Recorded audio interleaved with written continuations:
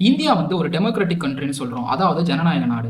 இந்த ஜனநாயக நாட்டில் மக்களால் தேர்ந்தெடுக்கும் ஒரு நபர் தான் நாட்டோட உச்சபட்ச பதவியில் இருக்கணும். அப்படின்னு பார்த்தா இந்தியாவில் பிரசிடெண்ட்டையும் பிரைம் மினிஸ்டரையும் ஏன் மக்களால் தேர்ந்தெடுக்க முடியல? இது ஏன்னு உங்களுக்கு தெரியுமா?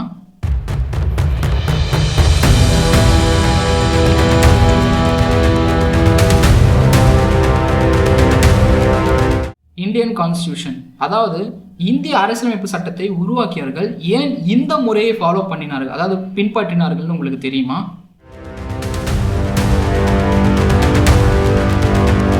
இந்தியா ஃபாலோ பண்றது ஒரு ஜனநாயக முறைனா அமெரிக்கா ஃபாலோ பண்றது இன்னொரு வகையான ஜனநாயக முறை. இதற்கு ரெண்டுத்துக்கும் உள்ள டிஃபரன்ஸ் என்னன்னு தெரியுமா? ஏன் அமெரிக்காவோட ஜனநாயக முறையை இந்தியா ஃபாலோ பண்ணல? இதில் இருக்க தந்திரங்கள் என்ன? எதற்காக இந்த முறையை சட்டத்தை உருவாக்கியவர்கள் பின்பற்றினார்கள் உங்களுக்கு தெரியுமா?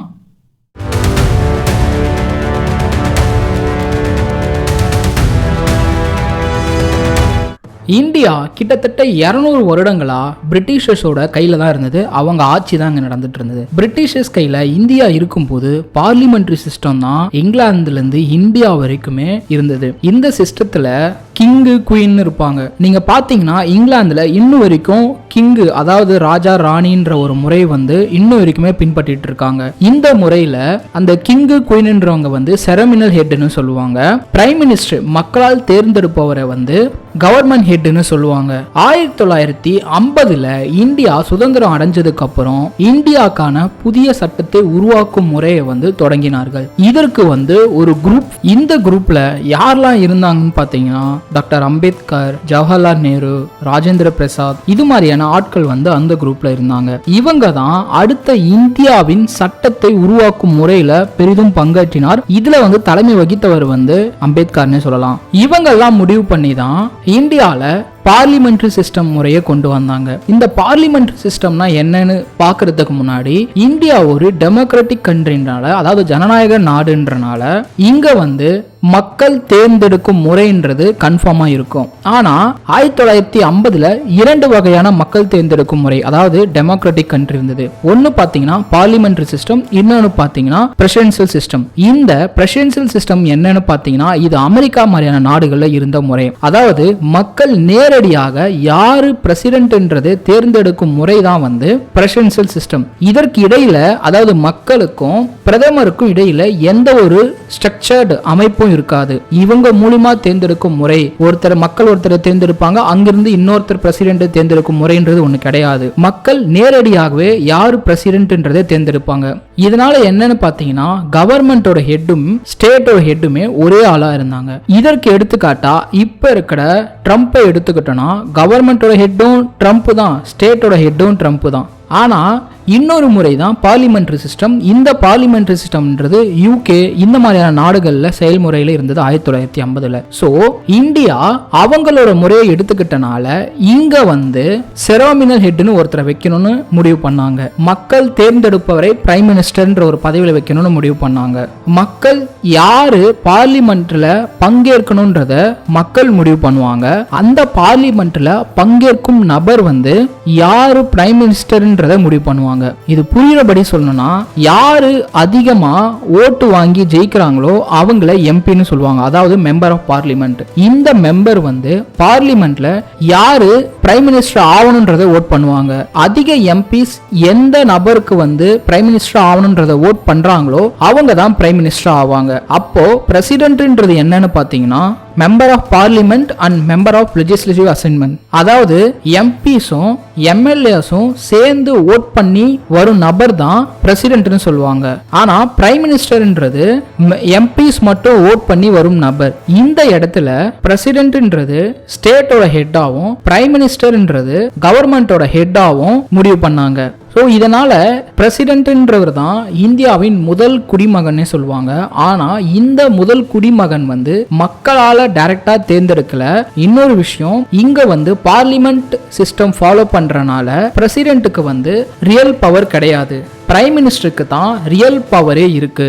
ஏன்னா பிரைம் மினிஸ்டரால ஒரு நியூ லாவை கொண்டு வர முடியும், அதாவது புது சட்டத்தை கொண்டு வர முடியும். ஏன்னா அங்க இருக்க கேபினெட் இருக்க மினிஸ்டர்ஸ் எல்லாமே பார்லிமெண்ட்ல ஓட் பண்ணி தான் இவர் அதாவது பிரைம் மினிஸ்டர் உருவாகி இருக்காரு. அப்போ பிரைம் மினிஸ்டர் ஒரு லாவை இன்ட்ரோடியூஸ் பண்ணாரு, இல்ல ஒரு லாவை புது சட்டத்தை உருவாக்கணும்னு நினைச்சாருன்னா அதற்கு அவருக்கு ஒத்துழைப்பு தந்த மினிஸ்டர்ஸ் எல்லாமே சப்போர்ட் பண்ணுவாங்க. அப்போ புது லான்றது ஒன்னு உருவாகும். சிம்பிளா புரியுறபடி சொல்லணும்னா பிரைம் மினிஸ்டர்ன்றவர் புதுசா ஒரு சட்டத்தை உருவாக்க முடியும், புதுசா ஒரு ரூலை கவர்மெண்ட் பாலிசியில இன்ட்ரோடியூஸ் பண்ணவும் முடியும். அதற்கு சைன் மட்டும்தான் யார் போடுவான்னு பார்த்தீங்கன்னா பிரசிடென்ட்.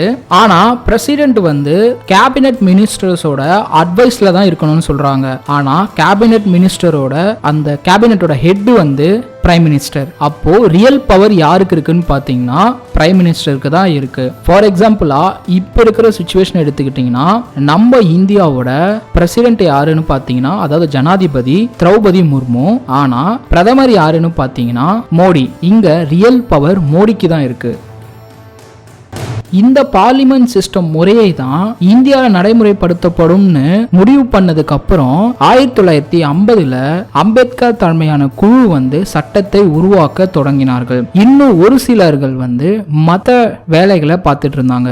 இந்த மாதிரி இருந்த குழுக்கு ஒரு தலைவர் வேணும்னு சொல்லி அவங்களாவே சேர்ந்து ஒரு தலைவரை உருவாக்குனாங்க. அதாவது முதல் எலெக்ஷன் நடக்கிறதுக்கு முன்னாடி இந்தியாவோட பிரசிடென்டா ஒரு ஆள் இருக்கணும்னு முடிவு பண்ணாங்க. அப்போ அந்த சட்டத்தை உருவாக்கின குழுக்களும் இருக்காங்க, மற்ற துறைகளை பார்த்துட்டு இருந்த குழுக்களும் இருக்காங்க. அவங்கெல்லாம் மக்களால் தேர்ந்தெடுக்கப்பட்டவர்கள். அதுக்கு முன்னாடி பிரிட்டிஷர்ஸ் காலத்திலிருந்தே ஒரு தலைவர்களாக அறியப்பட்டவர்கள்னே சொல்லலாம். அவங்கெல்லாம் சேர்ந்து ஓட்டிங் சிஸ்டம், அதாவது நெக்ஸ்ட் 1950 அப்புறம் முதல் எலெக்ஷன் வரப்போகுதுன்னா அதுக்கு முன்னாடியே ஒரு பிரசிடென்ட்ன்ற ஒரு நபர் இருக்கணும், அப்பதான் சரியான வழி நடத்தப்படும்னு சொல்லி அவங்களாவே அவங்களுக்குள்ள இருந்த ஒரு நபரை பிரசிடென்டா முடிவு பண்ணாங்க. அந்த நபர் தான் ராஜேந்திர பிரசாத். இவர் தான் முதல் இந்தியாவின் முதல் ஜனாதிபதி.